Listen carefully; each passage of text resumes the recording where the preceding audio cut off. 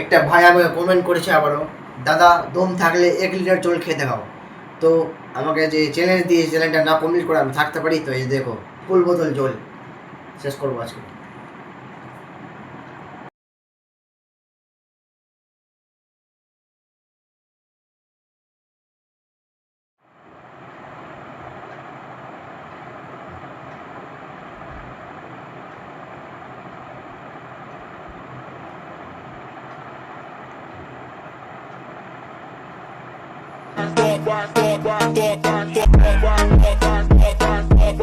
Comment করো কি change করবো আমি নেক্সট।